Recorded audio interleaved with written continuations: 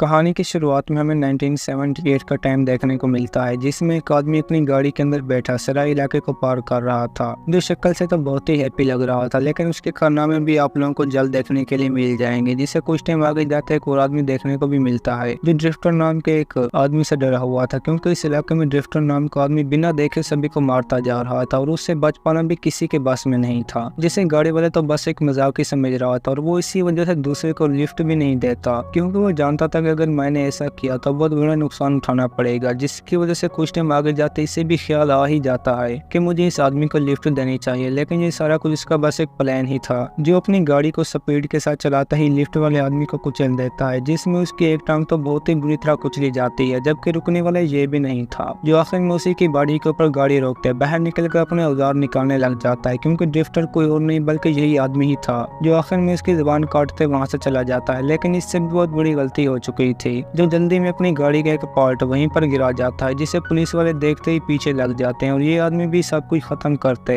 अपने कमरे में पहुंच जाता है, जो सहरा के बीचों बीच में था और उसके अंदर भी लोगों के बहुत सारे बॉडी पार्ट्स मौजूद थे, जिनका इकट्ठा किया खून ड्रिफ्टर जो ही बैग फेंकने जाता है तब उसे भी पुलिस वाले एक ऑफिसर ने पकड़ लिया था, जिसे अंदर के हालात देखकर खुद भी बहुत ज्यादा डर लग रहा था और इसी वजह से वो ड्रिफ्टर को अंदर लाग करते बाहर मदद मांगनी शुरू कर देता है, जिसकी ये सबसे बड़ी गलती थी, क्योंकि उसे ड्रिफ्टर ने भी खुद का हाथ काट कर खुद को छुड़ा लिया था, जिसकी वजह से पुलिस वाला भी उसे देखकर गन गिराते भागना शुरू कर देता है। जिसका ये टाइम भी अच्छा चल रहा था, क्योंकि उससे और ड्रिफ्टर ने भी खुद को सिलेंडर कर दिया था, जिसने पुलिस वाले को भी बता दिया था कि मैं किसी और के लिए काम करता हूँ, जो मुझे एक वॉइस के साथ सब कुछ बता देते हैं और अब मैं उन्हीं के हुक्म पर सब कुछ खत्म कर रहा हूँ। जिसकी वजह से सभी एक साथ ड्रिफ्टर को गैस की मदद से मार देते हैं। जिसके बाद हमारी कहानी भी वापस प्रेजेंट में आती है, जहाँ पर एक कैफे के अंदर शहर का शेरिफ अपने बेटे के साथ खाने में लगा हुआ था, जो दोनों ही पुलिस वाले थे, लेकिन उन्हें भी हर चीज की खबर नहीं थी, जिनका सामना भी उसी वक्त होटल के एक माया नाम की लड़की के साथ हो जाता है, जो नहीं होने की वजह से कुछ काम अच्छे तरीके से नहीं कर रही थी। और इस बार भी शेरिफ के गुस्सा होने पर अपने सीनियर को इस सब के बारे में बता देती है कि मैं इस तरह का काम नहीं कर सकती, जिसे सेटल होने में भी काफी वक्त लगेगा। जो बात उसके बॉस को भी समझ नहीं आती, जिसने आखिर में माया से बात भी साफ कराने की ठान ली थी, लेकिन इसके पास भी मना करने की कोई चांस नहीं था, जिसकी वजह से उसकी बात मानकर सारे काम को अच्छी तरह कर देती है, जिसमें उसे परेशानी तो बहुत ही होती है, लेकिन फिर भी काम चला लेती है। और तो इसने अपने बॉयफ्रेंड को भी हाल ही में छोड़ दिया था, जो होटल में आते माया से मदद करने का कहता है, क्योंकि इन दोनों का कई दिनों से ब्रेकअप हो गया था, जो बस सैम भी अच्छी तरह से जानता था, क्योंकि माया ने उसको किसी और लड़की के साथ देख लिया था। जिसके बाद मदद करने का तो कोई चांस भी नहीं था, जो अपने साथी के साथ एक आदमी को पकड़े हुए था। हालांकि उसे ये भी मालूम नहीं था कि अंदर पुलिस वाले भी मौजूद हैं, जिस सब की खबर शेरिफ और उसके बेटे को भी लग चुकी थी, लेकिन ये बर वक्त कोई स्टैंड नहीं लेते, क्योंकि वो जानते थे कि हमें मरना नहीं है। जिसके बाद अपनी टीम को यहीं पर आने का कहते हैं, जिसके लिए जॉन तो बिल्कुल भी राजी नहीं था, क्योंकि वो किसी भी हाल में इनका सामना करना चाहता था। जिसके बाद गाड़ी में फ्यूल डालते वक्त ही सैम के साथ शेरिफ पर गोलियां चलाने लग जाता है, जिसकी वजह से फ्यूल पाइप भी नीचे गिर जाता है। हालांकि बाकी सबको इसकी बिल्कुल भी खबर नहीं थी, जो आखिर में लड़ाई के दौरान माया को ही पकड़कर पुलिस के सामने ले आते हैं, जिसकी वजह से जॉन को भी अपनी गन डालनी पड़ती है और ये भी सबको फायदा उठाकर गाड़ी में आग लगाने पर भाग जाते हैं, जिसमें जॉन आदमी को बचाने की भी बहुत कोशिश करता है, लेकिन काम नहीं बनता। और ब्लास्ट होने के बाद इन्होंने भी अपनी फोर्स को बुला लिया था, जिसमें जख्मी होने पर एलिस भी शेरिफ की जान बचा लेती है, जो इनकी टीम में एक डॉक्टर थी।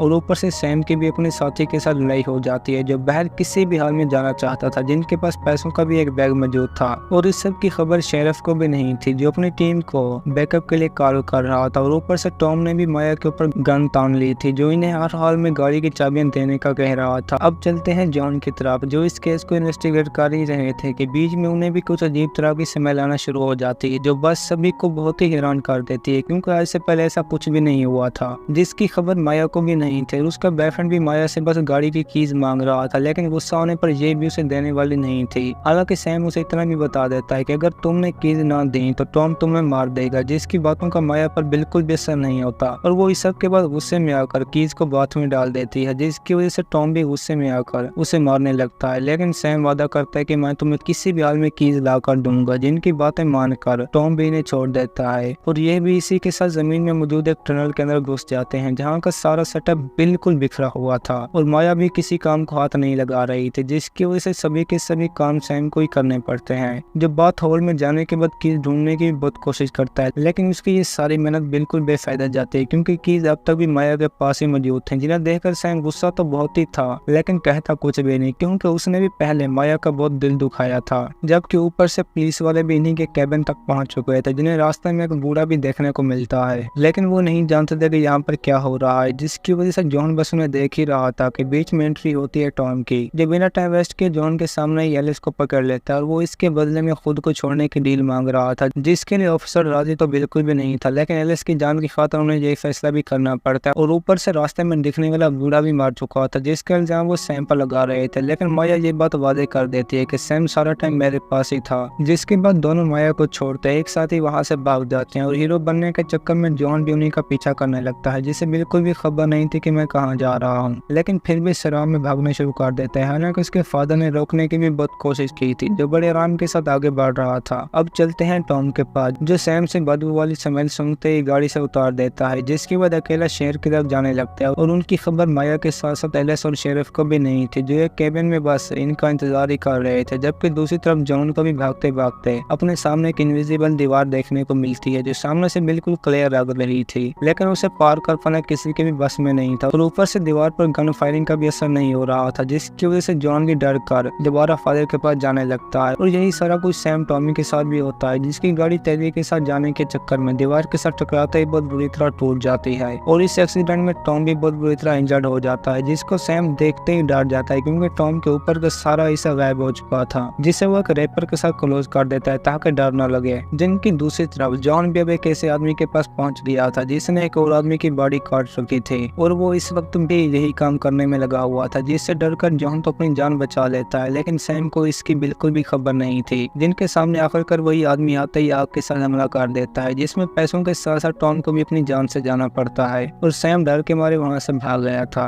जबकि दूसरी तरफ जॉन ने भी इस बात को शेरिफ के साथ शेयर कर दिया था कि यहाँ पर कोई ना कोई किलर मौजूद है, जो एक एक करते सभी को मारने में लगा हुआ है, और एक साथ इस टॉपिक पर बातें कर ही रहे थे कि बीच में सैम भी खुद को अरेस्ट करवा देता है, क्योंकि वो जानता था कि मैं बह रहा तो मारा जाऊंगा। जिसकी बातों को सुनकर डॉक्टर जो ही चेक करने लगते हैं तो उन्हें मालूम होता है कि सैम तो जिंदा ही नहीं है, जो बस एक कोमा पेशेंट है, और इसी के साथ बाकियों को चेक करने पर भी मालूम होता है कि वो सभी के सभी कोमा में हैं, और ये सब कुछ उनका बनाया हुआ एक सपना है, जिसकी वजह से सैम को गाड़ी में डालते खुद अंदर पहुंच जाते हैं, लेकिन उन्हें वहाँ पर भी कुछ नहीं मिलता। जबकि माया को बाद में दोबारा से उस किलर की स्मेल आ चुकी थी, जिसने सबसे पहले तो जॉन को भी बहुत बुरी तरह जख्मी कर दिया था, जिसके पास एलिस आते ही जॉन को तो बचा लेती है, लेकिन हालात फिर भी खराब होते जा रहे थे, जिसकी वजह से सब भी एक साथ किलर को मारने का सोचते हैं। जो काम था तो बहुत ही मुश्किल, लेकिन ये फिर भी ट्राई करते हैं, और इस बार तो बाहर जाने पर किलर शेरिफ की भी जान ले लेता है, जिस बारे में कोई दूसरा भी नहीं जानता था। और इस स्मेल की वजह से जॉन की बॉडी से भी खून बहना शुरू हो जाता है, लेकिन वो फादर को भी अपने साथ केबिन में ले गया था, जहाँ पर वो बड़े आराम के साथ ड्रिल के इस्तेमाल से फादर की जान उसी वक्त ही ले लेता है। जिसके बाद सुबह होते हमें भी सैम और माया वहीं पर जिंदा हालत में देखने को मिलते हैं, जो एक दूसरे के साथ बहुत ही डरे हुए थे, लेकिन किलर वहाँ पर भी पहुंच चुका था, जिसकी वजह से सैम माया की जान बचाने के लिए खुद की बलि दे देता है, जो माया बिल्कुल भी नहीं चाहती थी, जिसकी वजह से सैम के ऊपर किलर को हमला करता देखते ही वहीं पर ब्लास्ट के साथ मार देती है, जहाँ पर कुछ टाइम में पुलिस वाले भी पहुंच चुके थे, लेकिन उन्हें यहाँ पर हुए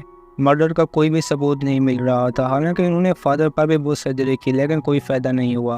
और इसी के साथ हमारी भी आज की ये कहानी खत्म होती है। दोस्तों, अगर आपको हमारी कहानी पसंद आई हो तो वीडियो को लाइक और चैनल को सब्सक्राइब जरूर कीजिए।